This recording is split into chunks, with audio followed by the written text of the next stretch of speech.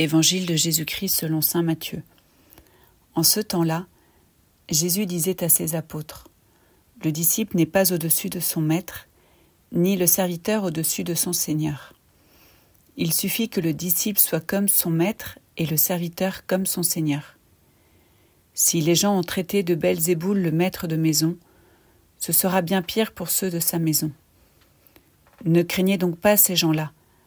Rien n'est voilé qui ne sera dévoilé, rien n'est caché qui ne sera connu. Ce que je vous dis dans les ténèbres, dites-le en pleine lumière. Ce que vous entendez au creux de l'oreille, proclamez-le sur les toits. Ne craignez pas ceux qui tuent le corps sans pouvoir tuer l'âme. Craignez plutôt celui qui peut faire périr dans la géhenne l'âme aussi bien que le corps. 2 moineaux ne sont-ils pas vendus pour 1 sou ? Or, pas un ne tombe à terre sans que votre Père le veuille.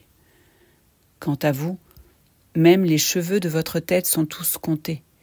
Soyez donc sans crainte. Vous valez bien plus qu'une multitude de moineaux.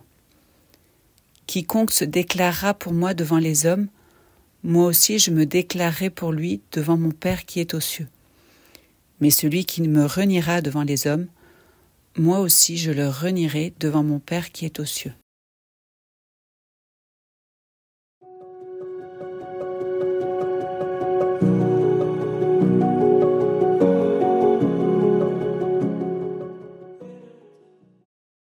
Il suffit que le disciple soit comme son maître.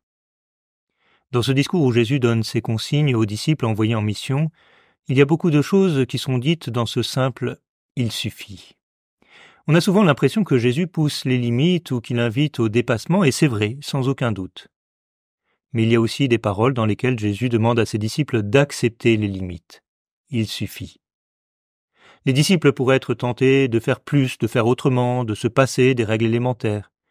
Ils sont rappelés à l'humilité que contient ce petit verbe. Il suffit. Positivement, notre joie et notre paix doivent se trouver dans le fait de nous savoir entièrement contenus en Jésus et dans sa mission, sans aller au-delà, sans recherche de nous-mêmes, sans calcul ou orgueil. Il suffit que nous soyons ses humbles serviteurs, et c'est là le plus grand de ce que nous pouvons vivre.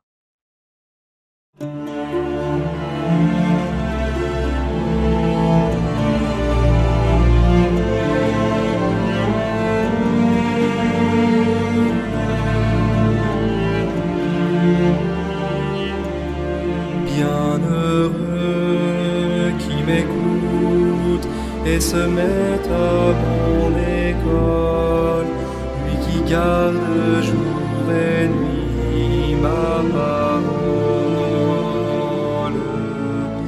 Bienheureux qui me suit, bienheureux le vrai disciple, le royaume des cieux est à lui.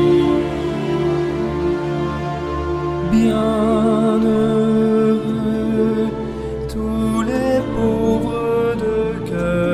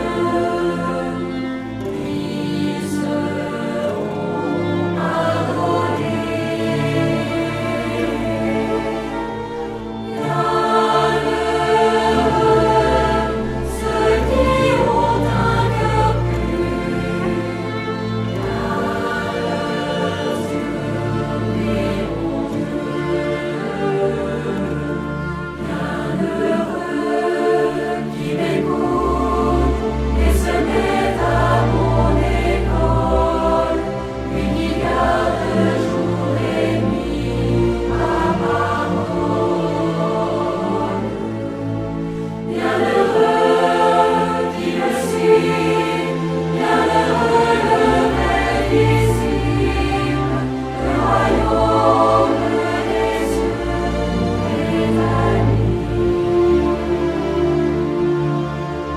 Bienheureux ceux qui sont des